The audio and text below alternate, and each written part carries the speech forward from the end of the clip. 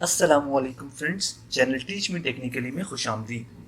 आज के इस लेक्चर के अंदर मैं मोहम्मद ज़ैनुद्दीन पाकिस्तान के शहर लाहौर से बैठा आपको C++ का एक लेक्चर देने वाला हूँ।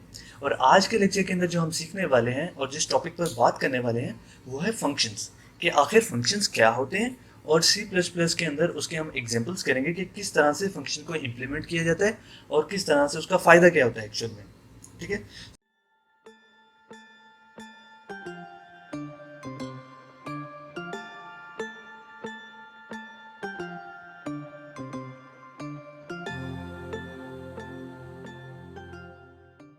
हम स्टार्ट करते हैं।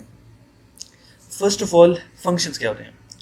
मैं आपके सामने एक बेसिक एग्जांपल पेश करता हूँ और उस एग्जांपल से आप समझने की कोशिश करें कि फंक्शंस एक्चुअल में होते क्या हैं। ठीक है, फॉर एग्जांपल, आपके घर पर एक कुक है और वो कुक क्या करता है कि आप उसको रेसिपी बताते हैं कि नाश्ता आपको चाहिए और चाय बनाने का जो तरीका है वो ये वाला इस्तेमाल कीजिएगा, क्योंकि हमारे घर पे जो चाय बनती है वो इसी तरीके से बनती है और इसी तरह सब पसंद करते हैं। तो आपने एक फॉर्मल तरीका बता दिया उस कुक को कि आपने चाय किस तरह से बनानी है।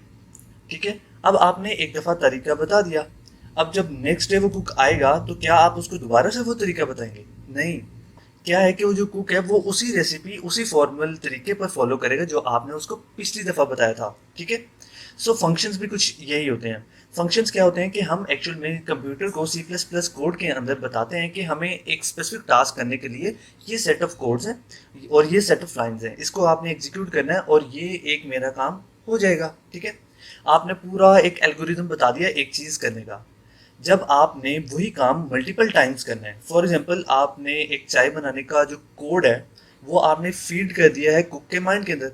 सो जब भी अब आपने चाय बनवानी होगी तो आप सिंपली कुक को ये कहेंगे कि भाईजान मेरे लिए एक चाय का कप बना दें। ठीक है, सो अब वो कुक आपसे दोबारा से रेसिपी नहीं पूछेगा या उसका फॉर्मल तरीका नहीं पूछेगा कि किस तरह से बनानी है, क्योंकि उसको पता है कि आपको क्या पसंद है और आपने जो सेट ऑफ कोड्स या सेट ऑफ रेसिपी बताई थी उसको, वो उसको फॉलो करेगा और आपके लिए चाय बना देगा। इसी तरह C++ के अंदर हमारे पास फंक्शंस होते हैं। फंक्शंस क्या करते हैं कि फर्स्ट ऑफ ऑल हम प्रोग्राम के अंदर अपने सेट ऑफ लाइंस लिखते हैं और वो set of lines, for example मैं एक फंक्शन बनाता हूँ जिसके अंदर मैंने एक ट्राइंगल को प्रिंट करवाना है। ठीक है, अब मैंने वो set of line of code जो मेरे पास है उसको मैं अगर एग्जीक्यूट करूं तो मेरे पास ट्राइंगल बन जाता है। मैं उस कोड को एक फंक्शन की बॉडी के अंदर लिख देता हूँ और जब भी अब मैंने अपनी स्क्रीन पर ट्राइंगल को प्रिंट कराना होगा तो मैं क्या करूँगा, मैं सिंपली उस फंक्शन को कॉल करूँगा। लाइक फंक्शन होगा प्रिंट ट्राइंगल, सो मैं सिंपली फंक्शन प्रिंट ट्राइंगल को कॉल करूँगा तो ऑटोमेटिकली पूरा का पूरा वो कोड जो मैंने फंक्शन के अंदर लिखा था वो ऑटोमेटिकली एग्जीक्यूट हो जाएगा। सो ये थी फंक्शन की रियल लाइफ से एग्जांपल कि किस तरह से एक आप कुक को सिखाते हैं कि चाय का ये तरीका है और इस तरह की चाय मुझे पसंद है। सो नेक्स्ट टाइम जब भी आप कुक को कहेंगे कि मुझे चाय दे दीजिए तो वो आपके लिए उन्हीं कोड्स को उन्हीं रेसिपी को फॉलो करते हुए आपके लिए चाय बनाएगा। सो प्रोग्रामिंग के अंदर इसको फंक्शंस कहते हैं।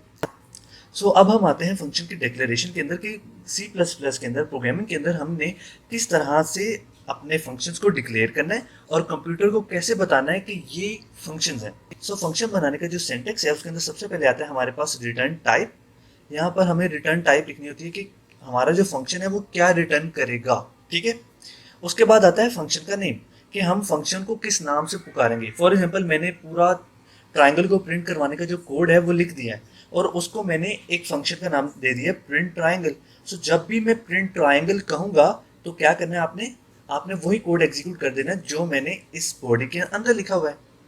इस तरह से क्या है, फंक्शन नेम से हम उस कोड को, उस सेट ऑफ लाइंस को हम एक नाम दे देते हैं। जब भी वो नाम को हम कॉल करेंगे तो वही सेट ऑफ कोड एग्जीक्यूट हो जाएगा जो इसकी बॉडी के अंदर लिखा हुआ था। ठीक है, अब उसके बाद हमारे पास आते हैं यहाँ पर राउंड ब्रैकेट्स और राउंड ब्रैकेट के अंदर हमने लिखनी होती है पैरामीटर लिस्ट। ये पैरामीटर्स क्या होते हैं? ये पैरामीटर्स क्या होते हैं, इसको आप रियल लाइफ एग्जांपल से यूं ले सकते हैं कि आपने क्या क्या इंग्रेडिएंट्स डालने हैं उस फंक्शन को कॉल करने के लिए, क्या क्या चीज़ें लाजमी हैं और वो बाहर से एंटर होनी चाहिए। फॉर एग्जांपल मैंने अपने शेफ को कहा या अपने कुक को कहा कि मेरे लिए प्लीज़ चाय बना दें।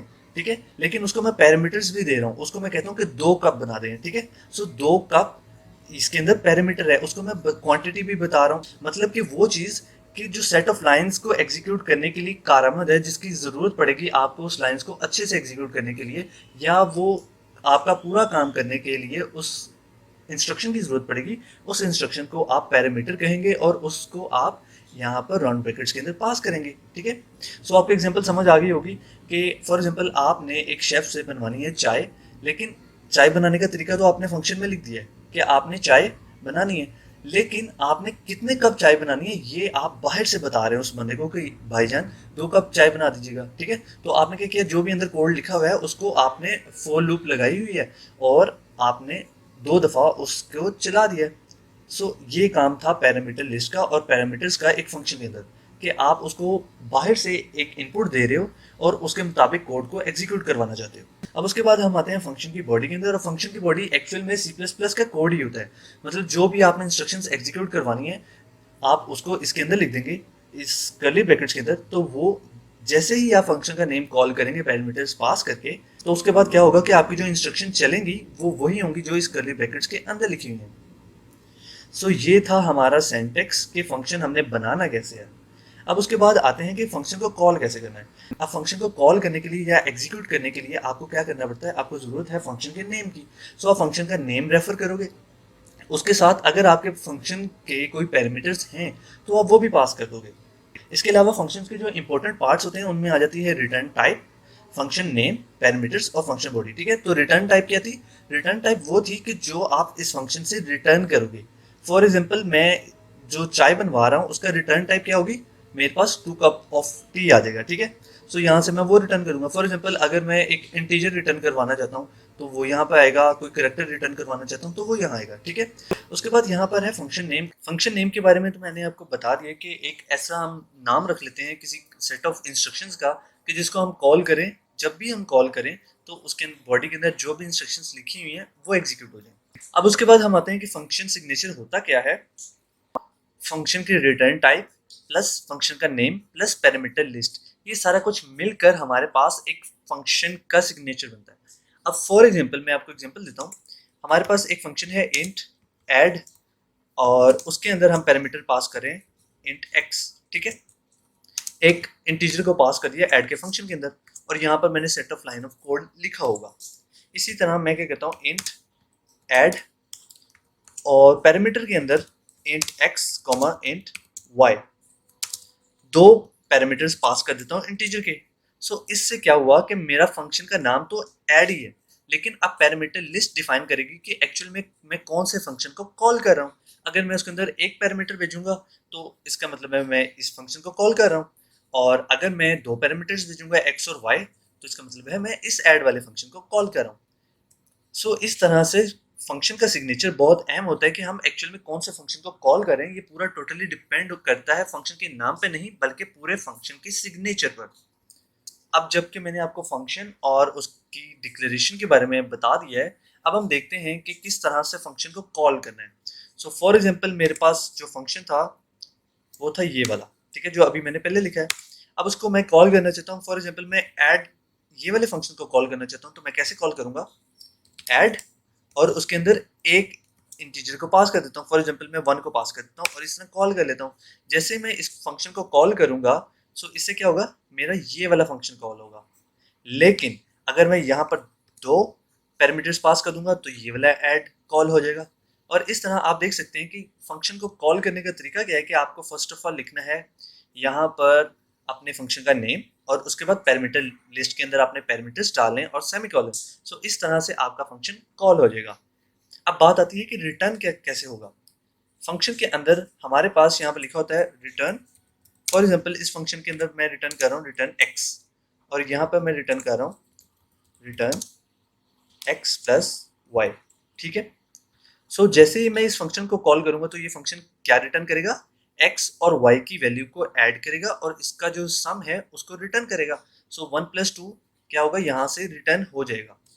अब अगर मैं इसी वैल्यू को गेट करना चाहता हूँ, इस वैल्यू को पकड़ना चाहता हूँ, तो कैसे पकड़ूंगा, int z is equal to add 1, 2।